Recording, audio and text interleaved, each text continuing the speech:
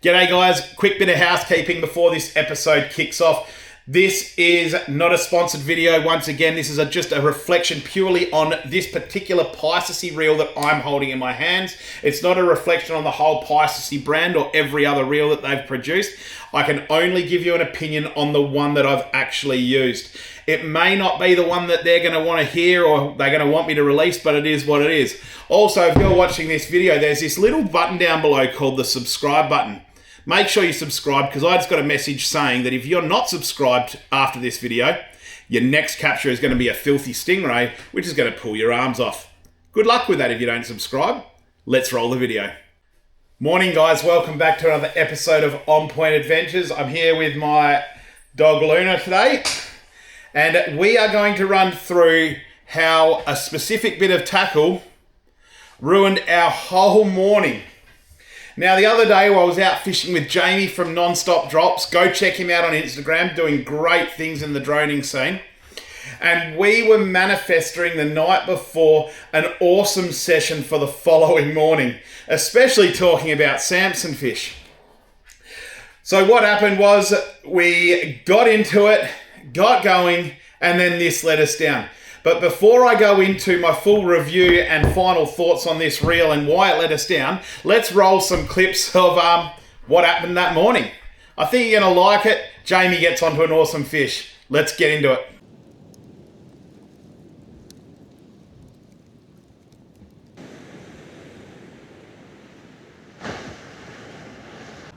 All right, I'll just quickly show you what we're doing here. So we've got all our baits pre-rigged in the esky. So as you can see there's a nice Oki bait all ready to go. The Vexed rattling bait float with a jig wig on top, and then just that quick clip there.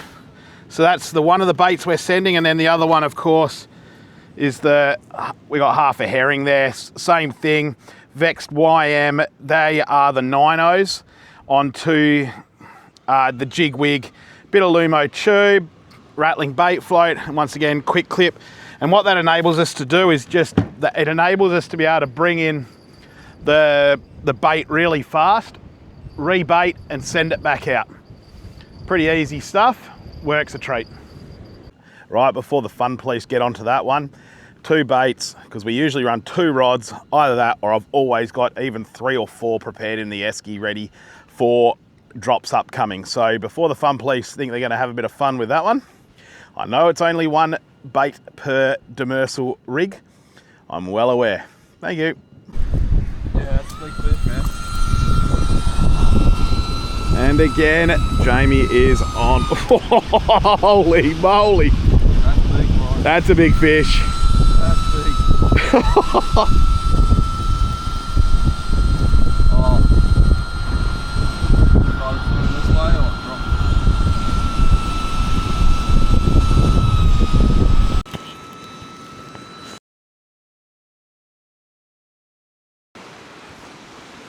See what is going on.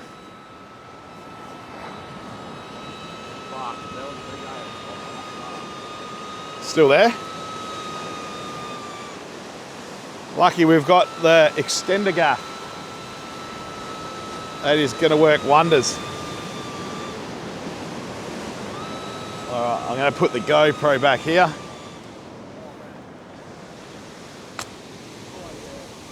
That is huge. What are you calling it for? Big pink. A big pink. Come on.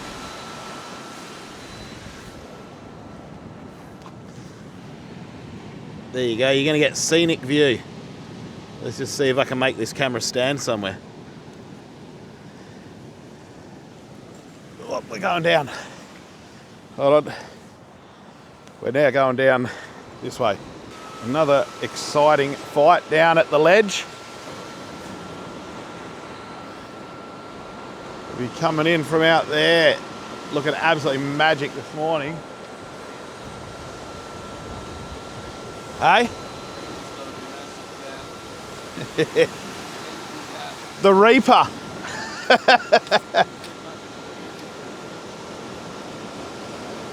All right, let's go put this up here. Sambo, bro. Oh, we're already talking about that this morning. That's why I went so hard at the start. Where is it? Oh, okay, hold on. This isn't going to be as easy as I thought. Oh, first Sambo. Sambo. Just talking about that about 5 minutes ago. Beautiful. Not a bad fish too. That's why he went so hard at the start. And the gaff worked. Yep. Another one ticked off. Beautiful Sambo. Oh, there you go, mate. Take him over here to the bush, to the dewy bush. Yeah. Well, there it is. Let's get you off. Sambo in the bush on drone for Jamie from one drop. I was going to say one drop cartel from non-stop drops. Once again, pushing the limits and getting some pretty sick fish off the beach. All right, well, I think he's going to get this off, and hopefully the other rods will start going off. How good was that session until we had to come home early? But why do we have to come home early? Well, that's what we're going to get into right now. Now, before I start going through the issues and my personal experiences with the PISCISEA reel, I just want to make it very clear. We have contacted PISCISEA. We have been in contact with them about these issues.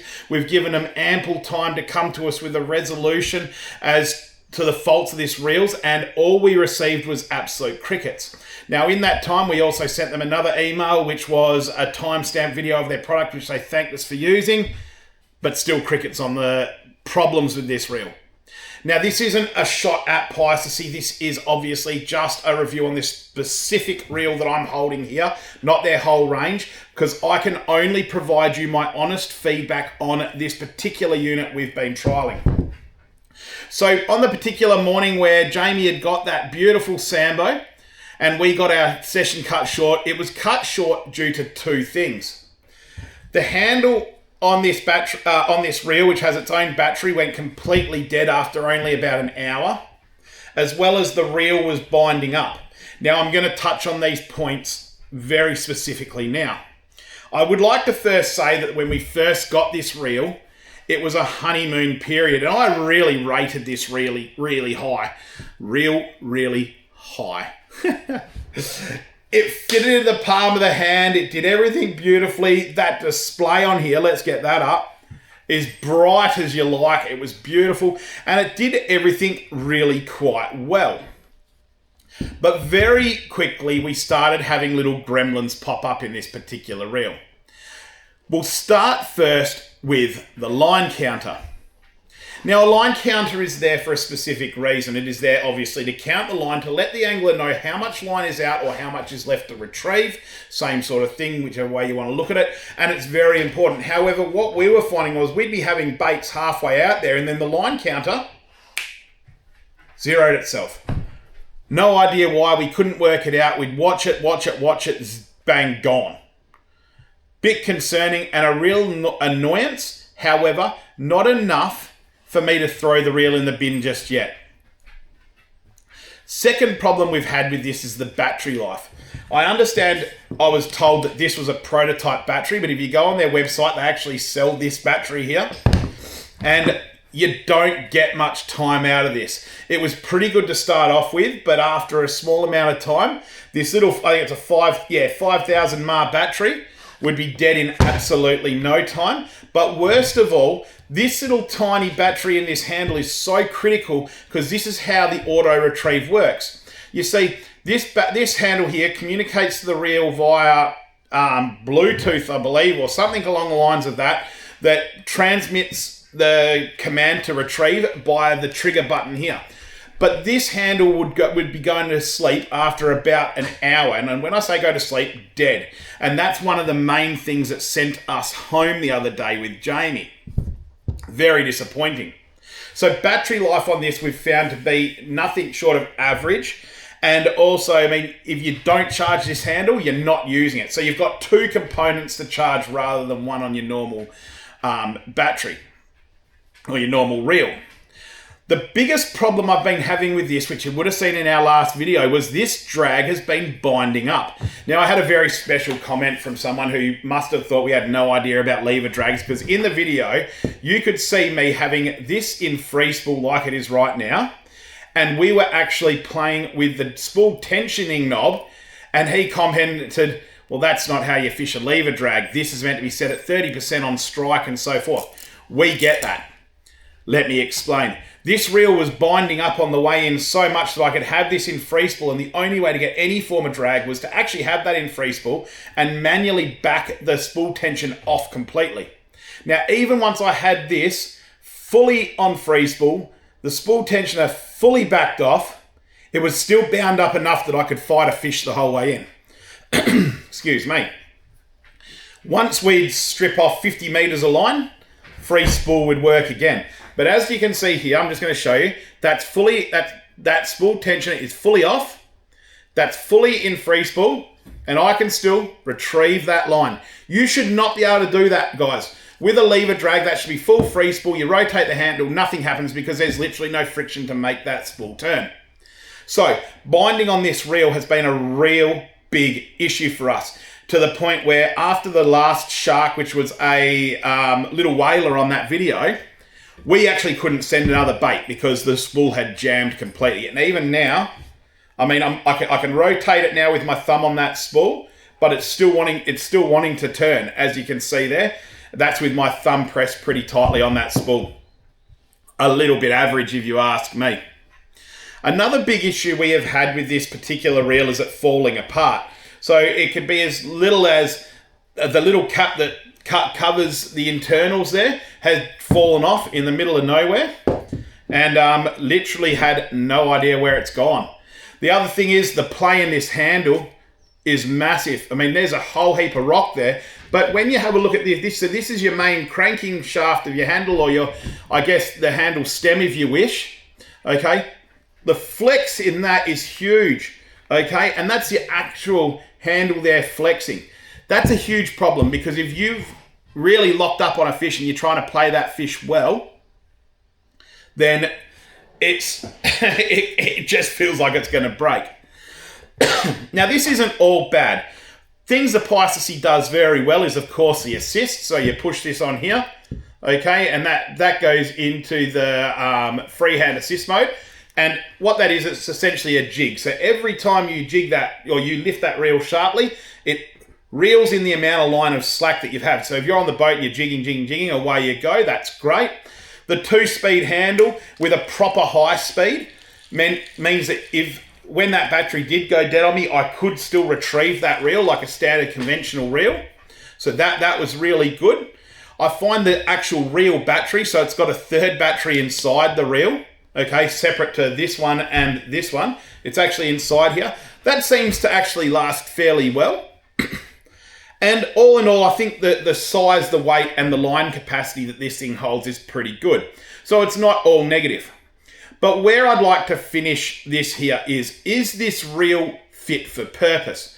This particular reel, as I said, this is not a reflection on the whole PISCISEA range, but this particular reel here that I'm holding is not fit for purpose. In fact, it's fit for doing your head in, okay?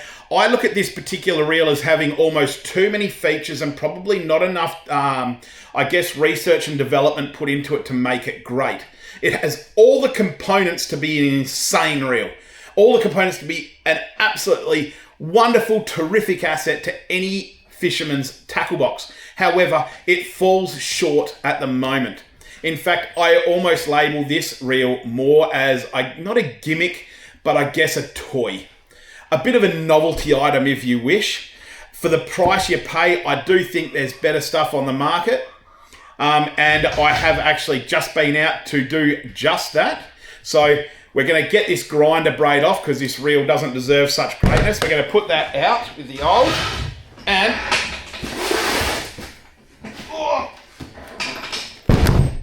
in with the new C-Power 800. Purchased it yesterday. Can't wait to give this a go. I mean, it's a Daiwa, good proven reel. It runs the same motor as the Seaborg. This should be an absolutely fantastic reel and one that's going to take an absolute punishment, which is what we give our reels. Guys, I hope this little episode was not only helpful, but it was interesting and gives you a bit more of an idea on the PISCISEA reel. And I think that this particular prototype reel that I've got here was simply just not fit for my purpose, as I've mentioned. Lena, get out from underneath there. What are you doing? All right, guys, that's going to do me for this episode, and we'll catch you on the next one. See you later.